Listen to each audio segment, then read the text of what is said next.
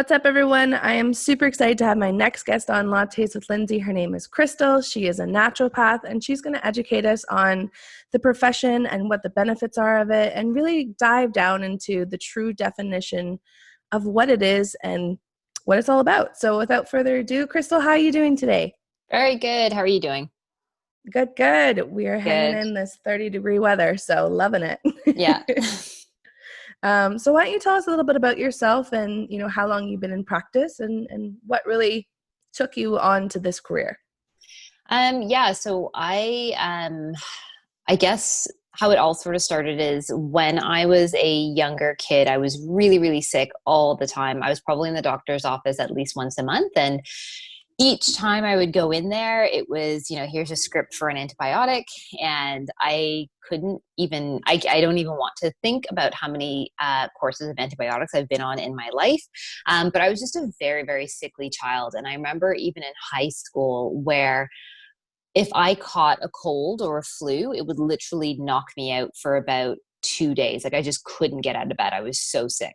And I was just thinking like, there's got to be a better answer besides antibiotics all the time. And so this is well before the time of the internet, which would probably give your listeners an idea of how old I am. But this is, well before the internet, where when you went to go do research, it was literally you plopped your backside down at the library or you found magazines laying around the house and you just kind of went through books and magazines and sort of pieced together information.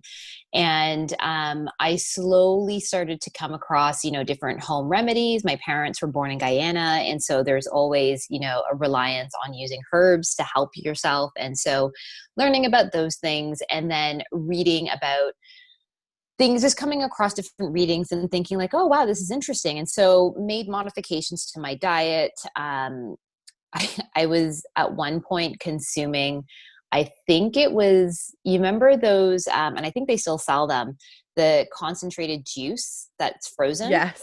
Yeah. Yes. And then you would yes, I love dilute it with those. it. Oh yeah. I even Yes. remember at one point, just taking a spoon and eating it frozen. I look back and I shudder. But I mean, Oh, those were so good though. they were holy shit, sugar, Yeah. yeah, just nuts sugar. But in our household, I would go through one of those a day. And when I just think of the massive sugar content, besides the other things I was consuming, it was just really problematic for my body. So I made a lot of shifts and, was instead of being bedridden from getting a cold or flu, I'd be able to still soldier on. And then instead of it happening every month, it was now happening, twice a year. And so, when you go into university, I guess we're all naive on some level. And, I just assumed when I went into university, it would be an opportunity for me to have a year to kind of dick around, figure out what I needed to do, and then declare my major, not knowing that you need to declare your major literally the first 6 weeks. And so I'm panicking because I'm just like, I don't know what the hell I'm going to do in my life, blah, blah, blah. And there was a career fair and oddly enough, there was a naturopathic doctor there, and I say oddly enough, because I don't even think they do this at all anymore. And there just happened to be a naturopathic doctor there. And he was talking about sort of what naturopathic medicine was. And I was just like, oh, this is totally what I've been kind of doing and advocating for myself all my life. And this is kind of cool that I can do this and make money. I'm okay with this. And so it's like, all right, let's go into this. And and ever since then, it's I just geared my education towards naturopathic medicine. And I guess this is for a different podcast, different topic, but my parents didn't know I was going to become a naturopathic doctor until the day before the first day of classes. And because they assumed I was just going to UofT for medicine. And that was an interesting experience. One you'll never forget. One I'll never forget, but you know what? I wouldn't change it for any other way. Because, at the end of the day, there's no other profession I'd want to be in. And, going back to your question about how long I've been doing this, I've been in clinical practice for a little over 10 years now. And I don't know, I live it.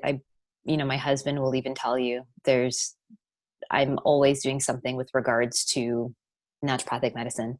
If it's not reading something, if it's not listening to podcasts or getting involved in some shape or form in health, it's something that I definitely, it's, yeah, to say it's a passion of mine is a bit of an understatement, but yeah, it is what it I is. love that. I love that. And it's wicked because when you meet people like yourself and you understand their drive and their vision with their career, it's outstanding because then you watch how they work with the clients and they show so much power and emphasis on how much they care for that client, and it shows. And that's so wicked. That's so Yeah. cool. And your story is great because um I find every single therapist who I've had on this podcast has really had such an adventure, either as a kid or an athlete or, some type of concern when they were growing up that motivated them to drive themselves right into the avenue of their career, which is Yeah. wicked. So, and 10 years, that's incredible, and Yeah, especially in girlfriend, I got healthcare, the gray that is hairs to show amazing. it. No, it's funny though, because sometimes you wake up and you're like, oh man, like another day. But when you're excited about it, it's like those gray hairs, they don't matter. Yeah, and like that's just it. Like I have a lot of naturopathic students who will come and sometimes shadow with me, and a lot of times, I guess they sort of appreciate the honesty that I share with them, and I tell them like it's work. Like there are things about our profession that I just want to like roll my eyes a million times over, or just sort of like it's they have it's there are the moments that exist that are truly frustrating and just like, baby Jesus, take the wheel right now. And then Yes, yeah, then yes. there are like other times where it's just like you have those one-on-one patient encounters, or you see the power of what your medicine can do for somebody, and you're just like, oh god damn, like this, okay, yes, I'm back in the game, so. And I think that's the same with any profession. Yeah, it's so night and day with some people too. Like some, it takes time. You got to help them understand what you do and help them understand, what the outcome could be. But Yeah. then you get those other ones that are just like, feed me information, like just Mm-hmm. bring my brain to an explosion, because the more they know about themselves, the better. Yes. So, with your 10 years of clinical experience, which is amazing, tell us a little bit about like your pelvic examinations at Ryerson, or your women's college hospital at UofT. Like, Yeah. tell us a little bit about that. That's wicked. That is, oh my God, that is such a rewarding aspect of what I do. When I was a naturopathic intern or a student, because it's a 4-year program after you graduate from a university, and my sort of philosophy, the way how I learn anything in life is through experience. So put me in front of a book and I can read it a bajillion times over and I'll probably retain a portion of it. But if I can actually live the experience, then it's like it's stuck in my brain. And then it's also, I think it provides really valuable information for my patients, because I can actually speak from an authentic place to say like, okay, you're about to go on, start this protocol. I'm going to tell you what you're probably going to experience, blah, blah, blah. And I will be brutally honest with them. And I'll say like, yeah, this is going to be a wild ride. Or, I don't know if I can swear, but You yeah. can Okay. totally do, this is a free for all, whatever you Sweet. want. Yes. Because I've been told I have the mouth of a dirty sailor. But yeah, it's just it's about really living it and then being able to express it from an authentic place. So long story short, when I was in second year, I knew that come third year, I would have to do a gynecological exam on someone, because you have to pass that component before you can move on to fourth year. And I remember thinking like, oh my God, this looks so complicated. This looks so scary. I need to, and there was a program that existed where I could sign up, be a student, and I would get paid $40 per exam, which in hindsight is like, holy crap, talk about being undervalued, underpaid for your vagina. But again, different Yes. podcast, different topic. And I got into that program because it allowed me to experience a gynecological exam from a patient's point of view. And every time it was happening, I could see what the practitioners were doing. And I would make little mental notes in the back of my head thinking, okay, when I am in this role, I will not do that, or I will do that. And somehow, how life happens, I got recruited by the GTP program, and they're based in Toronto, and they had been teaching UofT doctors for years how to do a gynecological exam.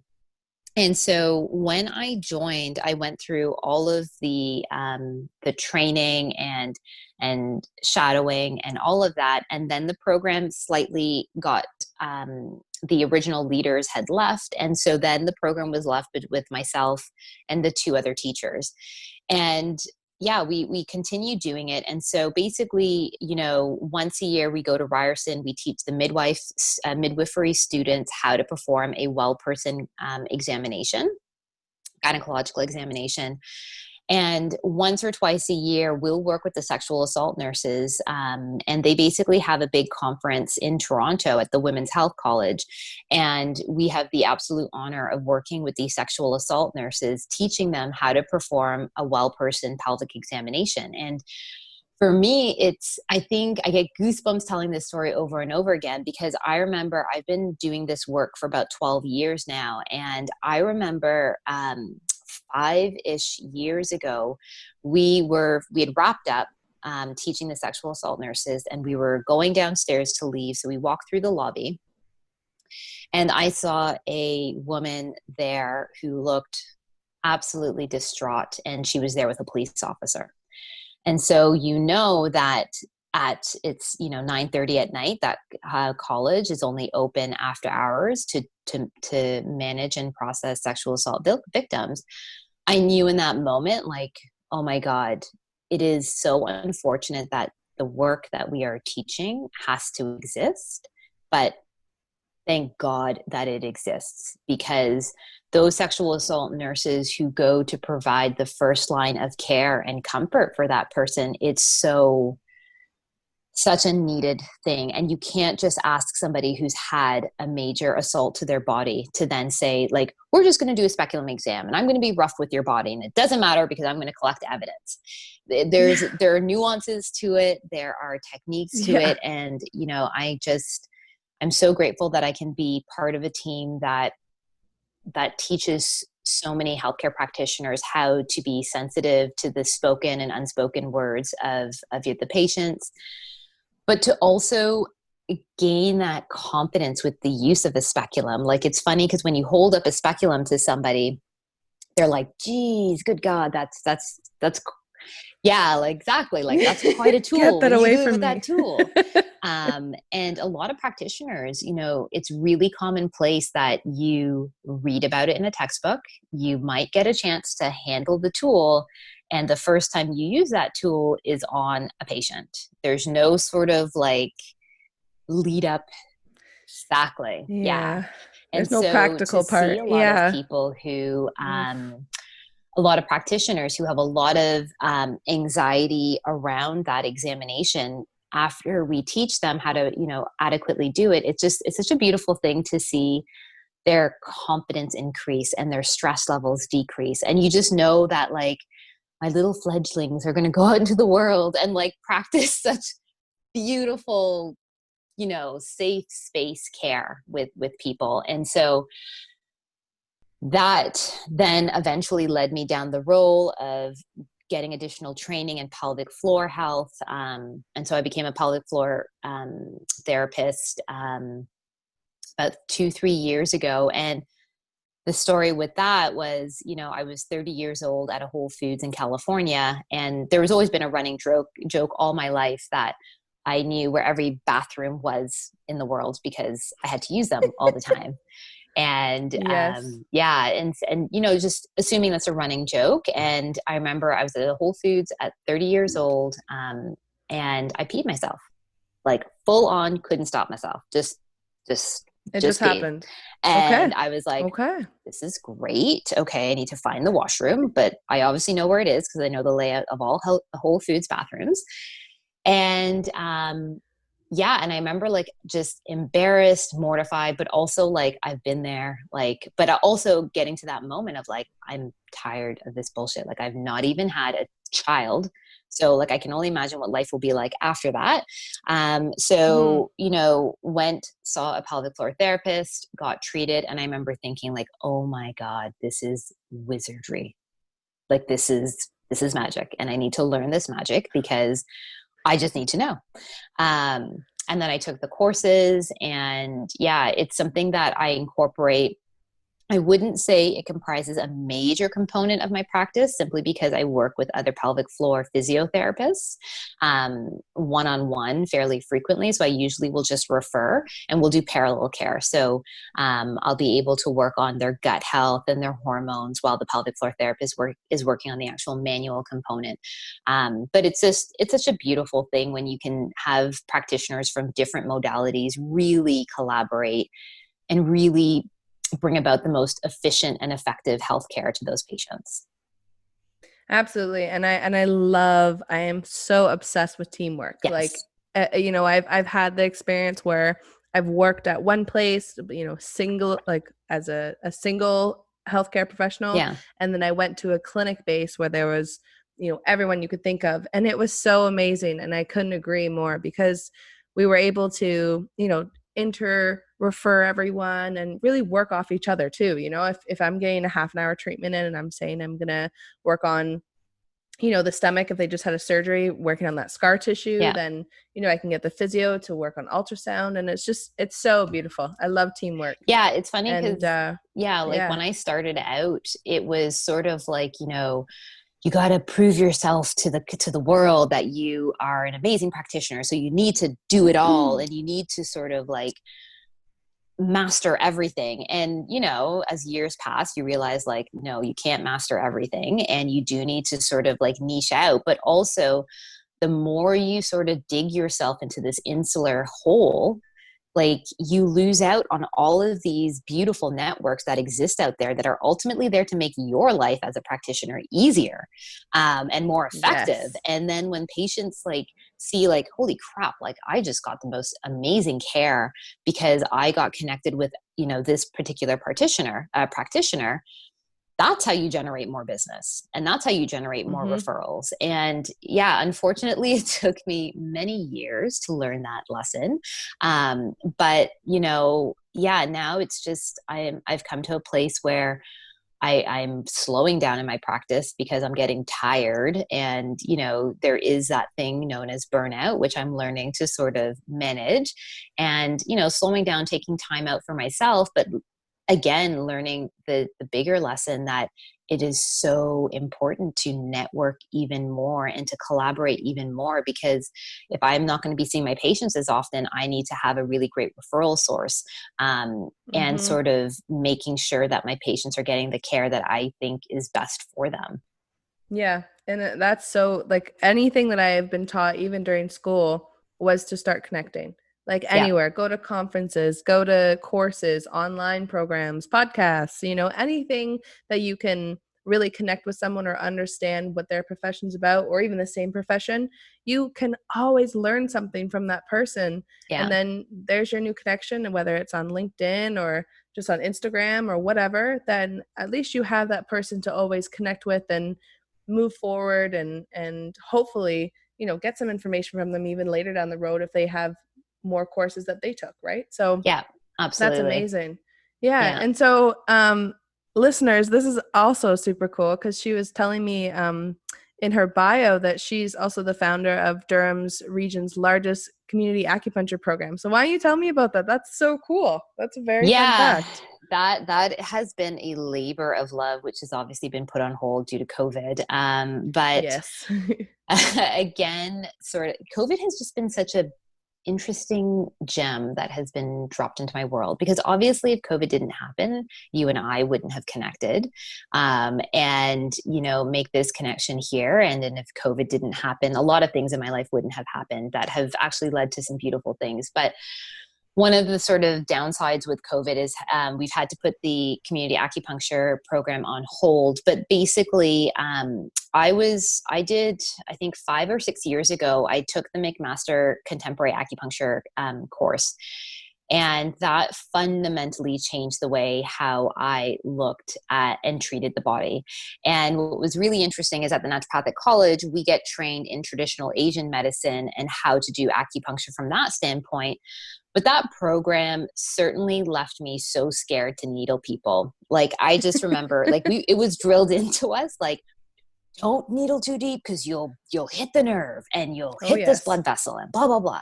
And it just got me, no, despite the 10,000 hours of needling experience that we had before there, like, I was still fundamentally nervous needling people. Like, I would only go for like the really meaty parts on people's bodies that I felt pretty confident like I could get. Yep. And I took the contemporary acupuncture course, and which is a different side story, but took the contemporary acupuncture course, and it was just such an amazing course. Definitely helped to increase my confidence needling, and it slowly, I think within the year of taking that course, 80% of my caseload just became acupuncture patients, because I was just like, okay, I know how to fix this person. We're throwing in needles and this is what we're doing. And foundational work, we'll do some supplements, change up diet, but I can adequately get to the patient's needs really quickly through needles.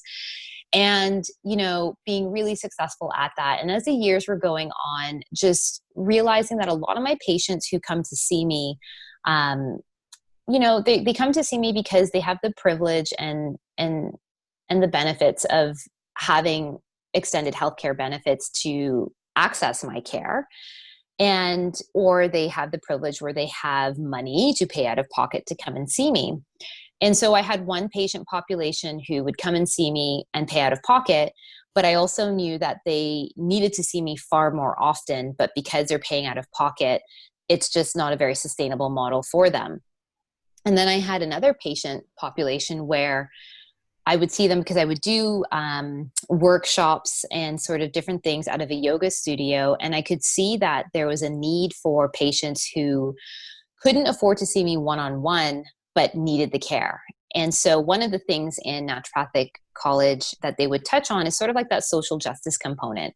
And me being a person of color, like, I know I grew up incredibly, like, we lived in some of the worst poverty for 10 years of my life.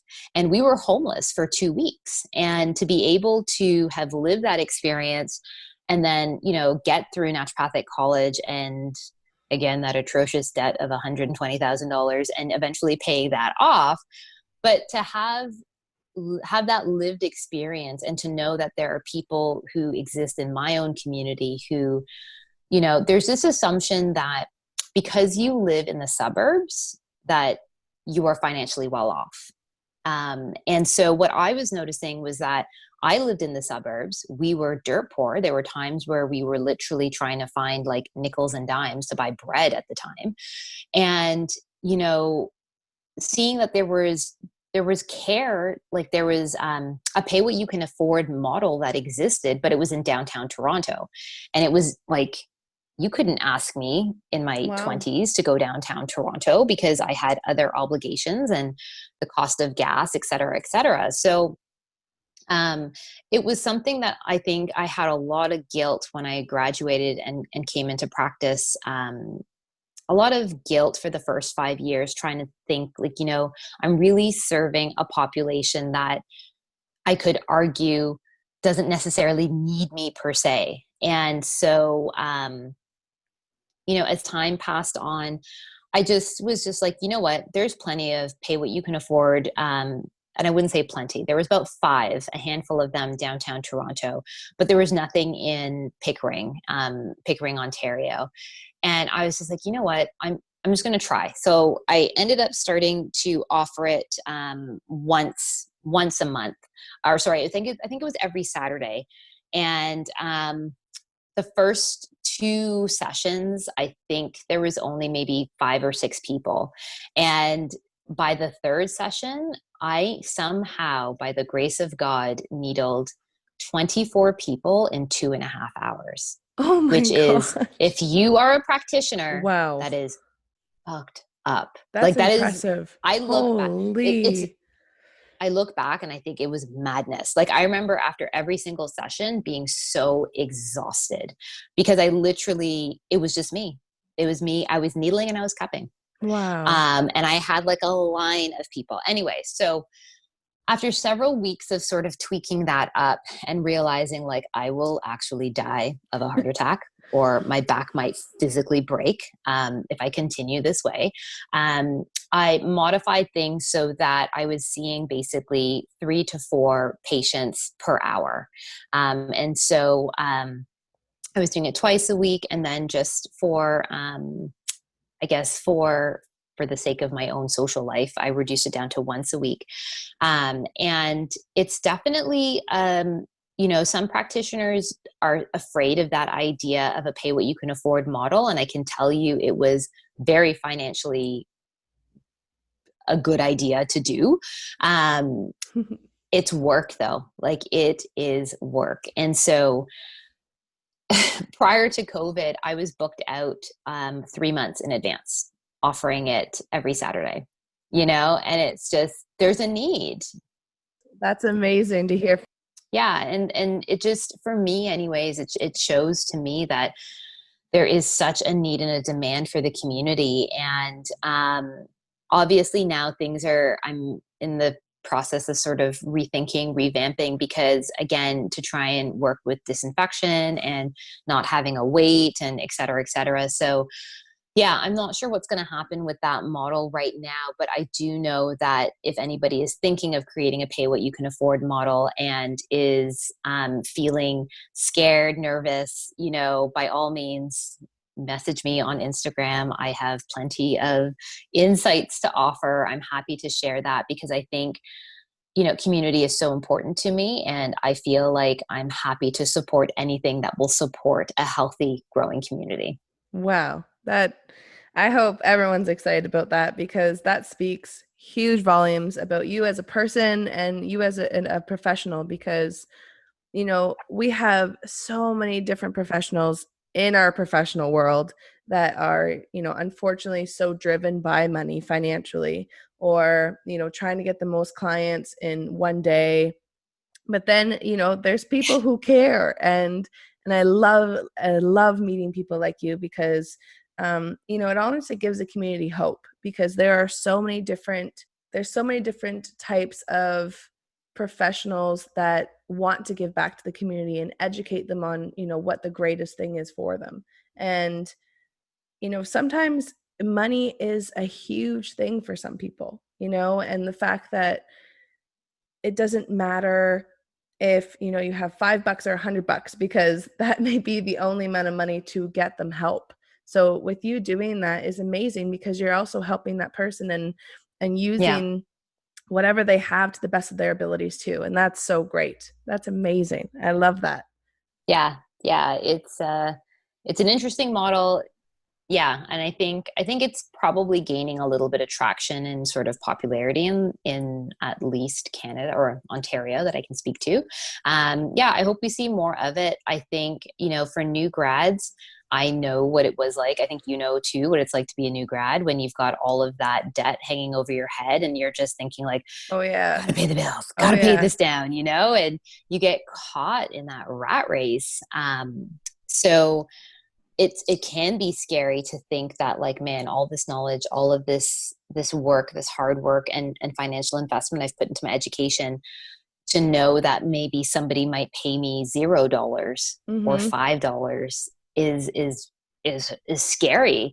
But I think, you know, and it's happened many times where sort of with my model, it's capped off that you pay the max amount is $50.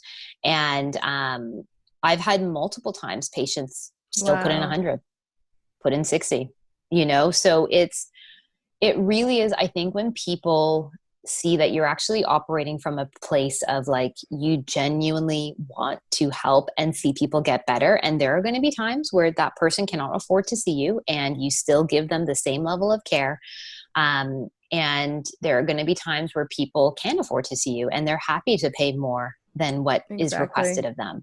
And so, yeah, I hope more practitioners kind of get that, because then they'll see like this is a financially, sustainable model. But yeah, just be prepared to work and sweat. Sweat out.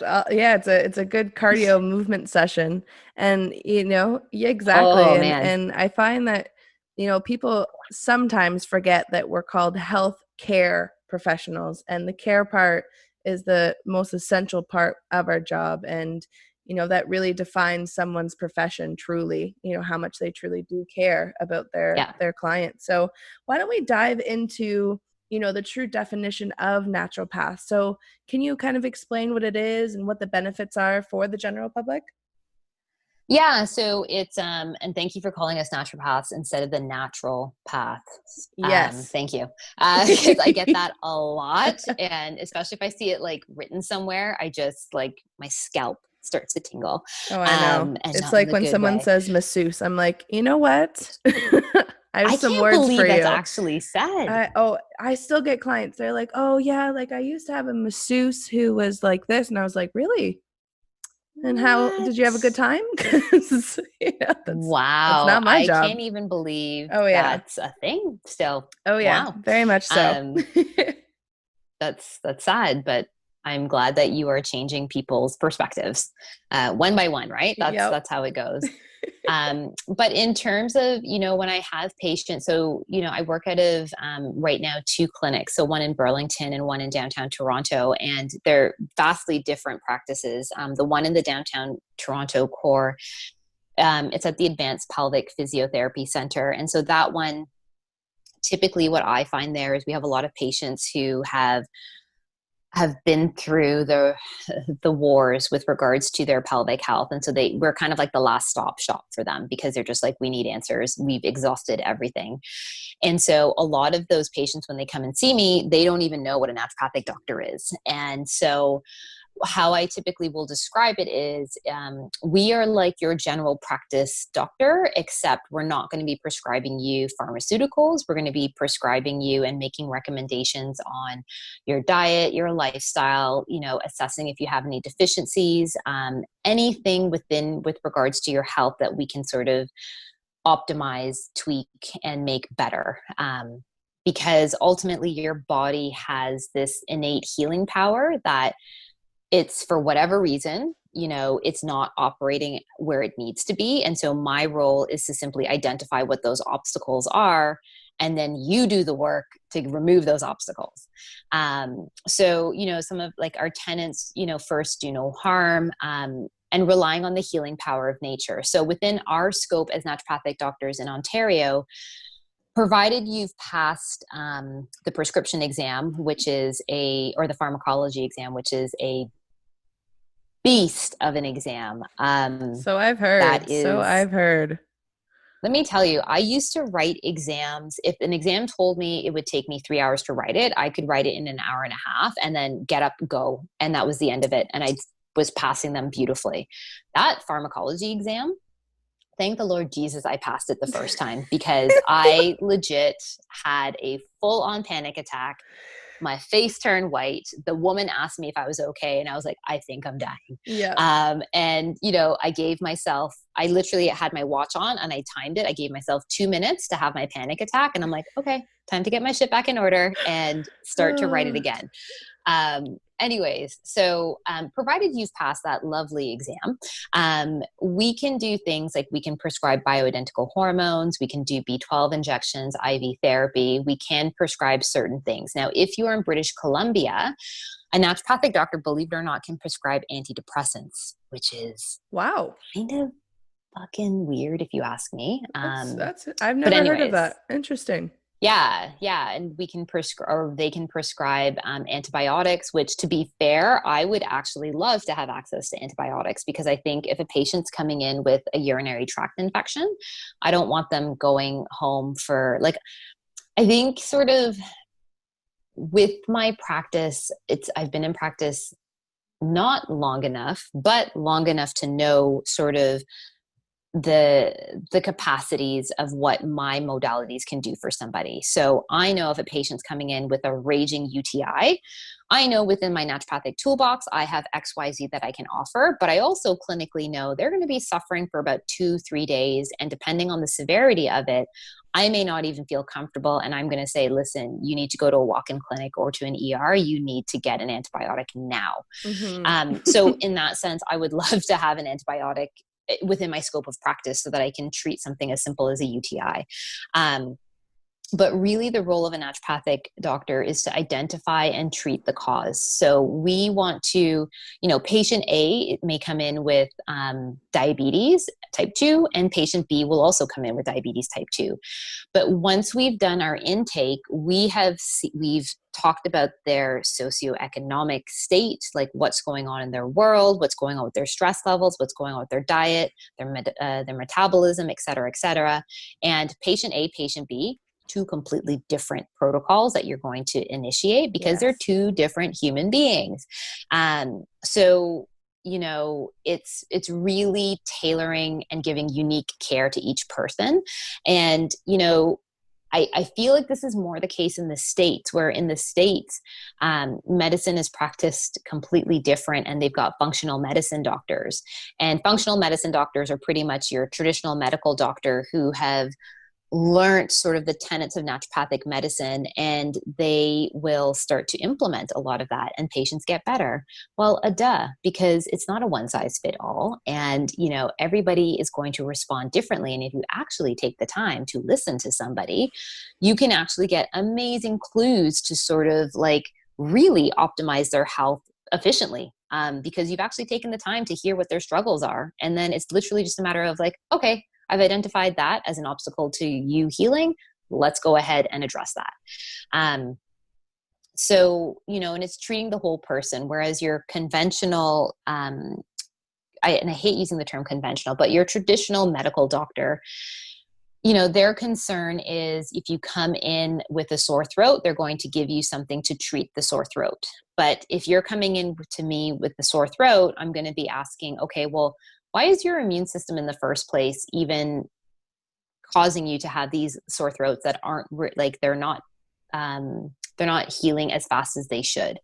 And it's so really treating the overall entire person. And it's funny because 10-15 years ago there was such this split between it's us versus them, naturopathic doctors versus conventional medicine doctors. And now, I think there's definitely more a move towards collaborative care. And so what I always tell my patients is every form of healing has its time and place. And there are going to be times where you are not going to need me as your practitioner on your healthcare team because I cannot help you. I know the extent of what my modalities can do for you, and they're not going to get you the results that you need right now.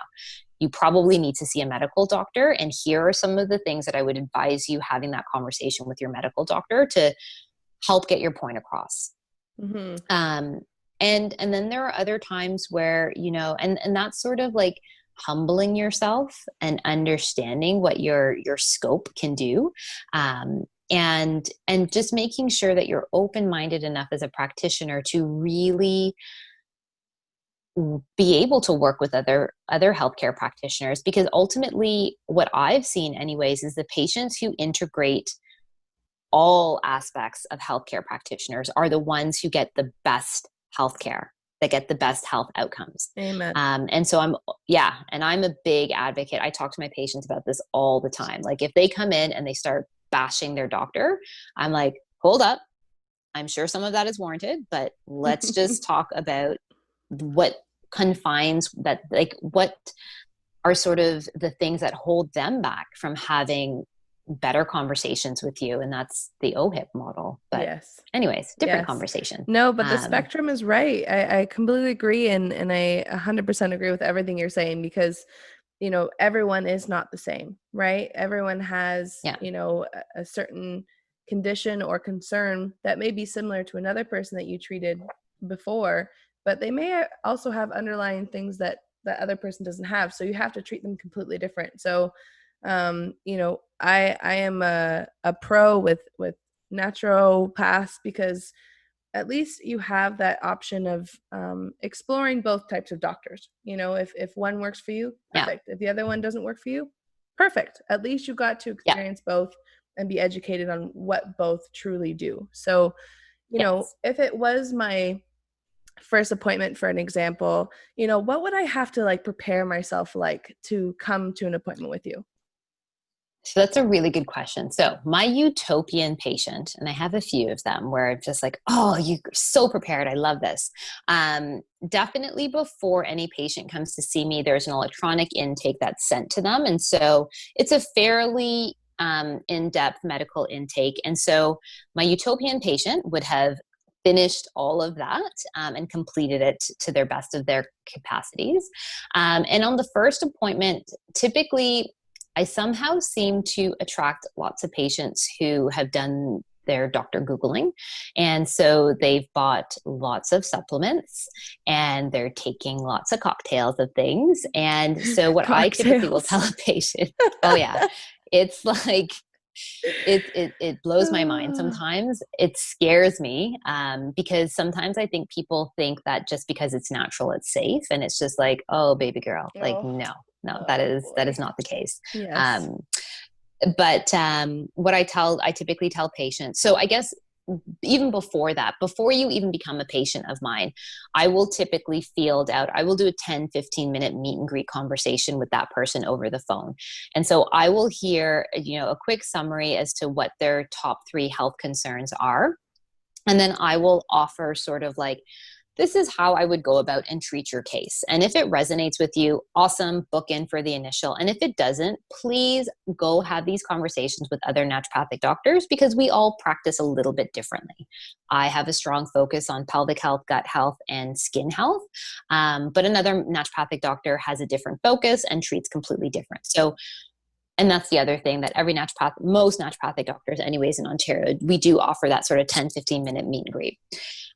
Once that patient once that person decides to become a patient, then they fill out that intake form. And then on the initial consult, I usually tell patients, listen, bring in any updated blood work, any imaging, bring in like literally if you need to in a garbage bag, put in all your supplements.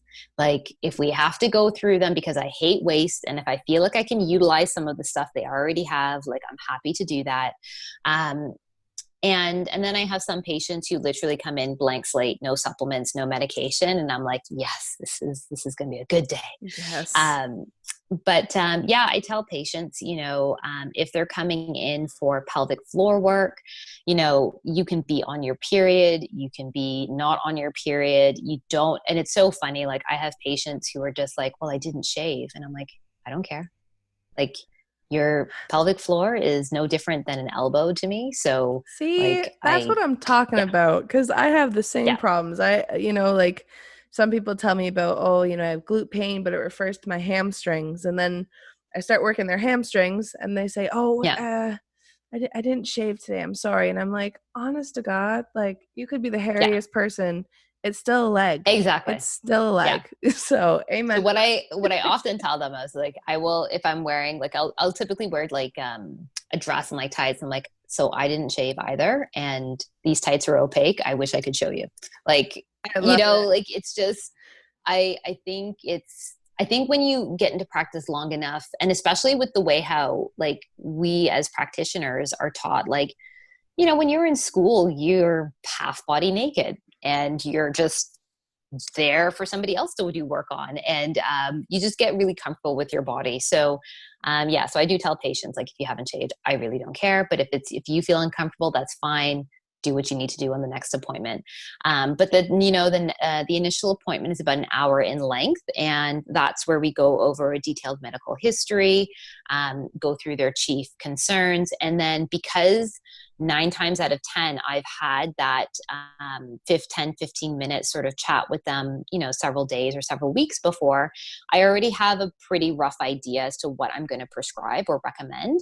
And then it's basically the last 5-10 minutes is talking about what that protocol looks like and then checking in with the patient. Like, hey, does this feel like it's an overwhelming protocol for you? Do you feel like you could do a little bit more? And just checking in that way.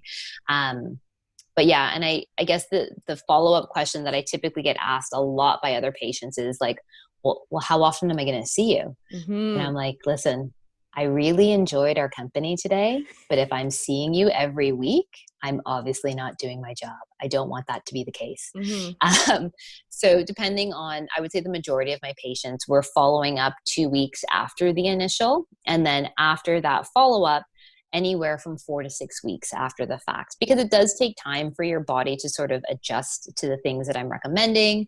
And it's also, an opportunity for the patient to sort of really work through any challenges that they might have with the protocol so that they can actually give me really good, useful information on that second follow-up.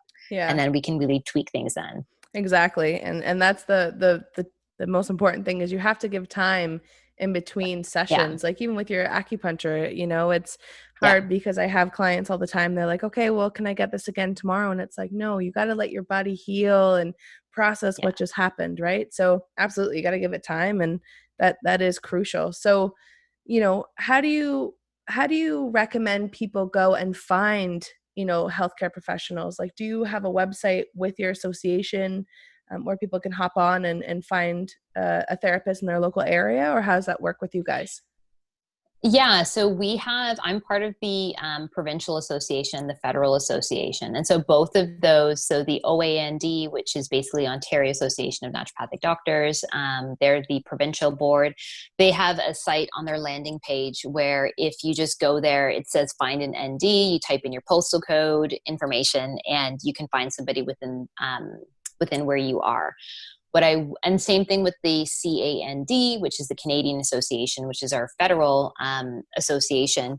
They have that same protocol. But what I would recommend patients is don't pick the ND that's just closest to you.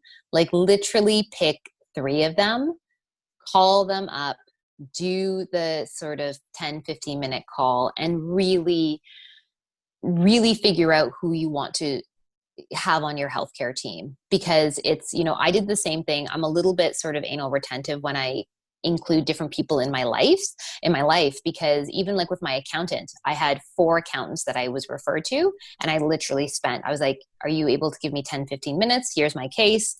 How would you go about treating this? And for me, I do this with all my healthcare practitioners that are in my model, because ultimately, if a patient comes in and they picks an ND just because of location, you might get lucky and you might fall in love with that ND and just be like, oh my God, that was the most amazing thing. We truly connected, et cetera, et cetera.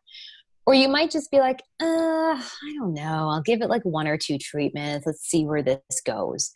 And Hmm. then what can sometimes happen is that patient's just like, oh, well, I didn't get the result that I was hoping for. Naturopathic medicine is bullshit. Exactly. And it's just Yes. like, yeah. And it's just like, no, man, like it's probably because on some whatever fundamental reason you guys didn't connect, or you weren't really sort of resonating with the treatment protocol that they were offering you. And that's fine. It doesn't mean that all naturopathic medicine is a write-off. It just means that that way that practitioner wanted to treat you wasn't working for you at that time in your life. Yeah. So Yeah. yeah, so I always recommend, doing that 10-15 minute call and just having that conversation. Save Yeah. yourself time and money. Oh, it's so true. You have to really tailor it to your lifestyle. And I think most professionals do have specialties, right? So if you really do your Yeah. research and you really want to improve your overall well-being, research and try and then Yeah. try again. Because I think every professional has a story where they meet a client and they're very skeptical or nervous, but then when you really open up and you get to know that person, they're like, oh, where have you been all my life? Like I've had Yeah. terrible experiences with other professionals or different treatments or whichever. So it is so vital to try and open your spectrum to different professionals. 100%. Do you have Absolutely. any success stories with your clients at all? Yeah, there's oh man, so many. Like, so I also practice a lot of cosmetic acupuncture in the last couple of years. And so when you see the before and after pictures, you're just like just blown away. You're like, "Oh my God. oh my God, this is amazing. Look at them now. And yeah, exactly. Like so youthful, forever young. But it's also like those patients, it's funny because those patients come in and they have, they're worried aesthetically how they're aging, and they're not thinking about their diet, their lifestyle, stress, anything of the sort. And I love getting into skin because to me, it's like a window as to what's going in internally. And so if a patient's going to come to me with skin care issues or concerns, I'm going to be basically, meeting them where they're at, but I'm going to be planting seeds along the way so that they can start to look at, well, maybe your hormones are playing a role here, or maybe your gut health is impacting the way how your skin is aging, or maybe like the stress with your mother-in-law is just like through the roof and we need to address that. So it's my sneaky way of sort of addressing the whole person, but by initially addressing their initial concerns. But that aside, like I do work with a lot of hormone cases and chronic pain cases for pelvic health and gut health. And the two that sort of come up, like when COVID hit, I had about 6 patients who were trying to conceive, and we were working on their stress and their gut health. And literally in the first week or first 10 days of COVID, 2 of them came back and were like, so I'm pregnant. I'm like, Oh of course my you are. gosh. Yeah. Yes. And it's just like, that's crazy. But also, of course, it would happen to you Yep. in the middle of a pandemic.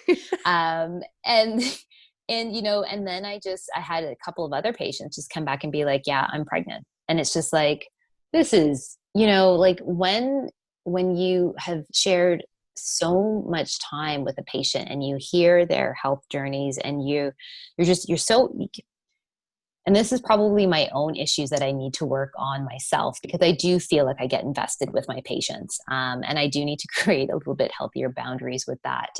But you hear people's stories and you hear their struggles. And when you see that they have these wins, you're just like, oh my God, like it's a win for you too. Yes. And things like pregnancies, that's awesome. I had one patient with, chronic anal fissures, chronic pelvic pain. And, his pelvic floor therapist had made some amazing recommendations to make sure that all of that was resolved through diet and through sort of the homework that was given for the pelvic health. And he was eventually referred to me about a month before COVID hit to help, because no matter if he didn't eat a salad that day, it would for sure negatively impact his stools, which would then make his anal fissures worse. And, Ugh. That's a sign that your body just isn't resilient enough. Like your body should be resilient enough that if you kind of fall off the bandwagon a little bit, it's not the end of the world. So anyways, we implemented a treatment protocol for him, and then COVID came around and his living arrangements changed such that this guy was pretty much eating pasta and rice. Like the 2 things that will bung up anyone. Oh, Jesus. And yeah. And so as he's telling me this, I'm like, ooh, I can't wait to hear the horror story that's about to happen now with his pelvic floor. And he's just like, no, man, shockingly, I'm still having great poops. My fissures haven't been aggravated. And I'm like, amazing, because the innate healing powers within your body have been challenged in such a way that it can be resilient, where you might be having like the worst diet temporarily, but you can still rebound from that. So those are, I wish I could say I have like all these major transformative cases. And I have, like, when I think about I had this one Parkinson's patient, and the tremors were just so nuts. Like he was breaking out into full blown sweat in the appointment because of his tremors. And I had never at that point had seen somebody with that advanced Parkinson's. And I remember, we initiated a protocol with him. I said, come back in 2 weeks. He comes back, his bowels have improved. And again, he started to shake again. And I was like, you know what? I don't feel safe practicing acupuncture on your body, but I had those Pionex needles, those intradermal needles. And I'm like, I'm going to humor myself because I just want to know. And so I'm like, we're going to put this needle on pericardium 6. And so just as I was going to palpate that point between his wrists, he stopped shaking. And I looked at him and I was like, I actually turned to him. I was like, are you fucking with me? And he's just like, do you think I can stop my Parkinson's shakes? I was going to say, that would And be pretty impressive. yeah. And I was like, I don't know. Can you? Are you? Like, what's happening here? And he just stopped. And so I let go of the pressure point and he started again. And I quickly ran for the intradermal and I put it in, and we had done both sides. And so he walked into that treatment room unable to, like he needed assistance because of the tremors, and he walked out. I mean, he still had a bit of a tremor, but he Jeez. walked out, able to walk out, which is like, again, the power of acupuncture and the ways that you can modify it to help somebody, which was like, Man, yeah, I would have to like take a break after that treatment. I would have to process like how that happens. Like yeah, that is past success. Like that is, you made it yeah. at that point. Like you.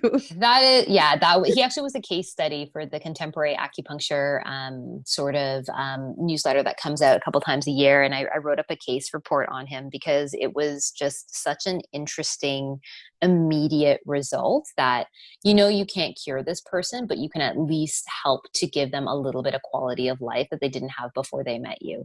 Oh yeah. And I think that for me is like the ultimate goal. Like if I can prevent something from happening for you from a health standpoint, awesome. Then like Yeah. that's fantastic. But if I can help to do anything to increase your quality of life, to me, that's a success story. Yeah, and Parkinson's, I can't tell you how many studies there are for that right now because of all the really tough situations that they have to put their body physically through every day. Yeah. And Yeah. there's new medicines coming out all the time for it, and I hope one day we'll figure out the magical effects of what we can do to cure it or whatever. So yes, that is Yeah. definitely a condition that I always look into as well. So that's Yeah. beautiful.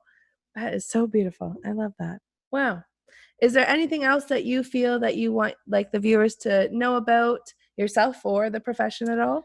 Um, just again, every naturopathic doctor, I guess the strength in our profession is that we are taught multiple modalities. So we are taught diet, lifestyle, IV therapy, manipulations, chiropractic manipulations, just a whole host of things, supplements, Asian medicine, homeopathy.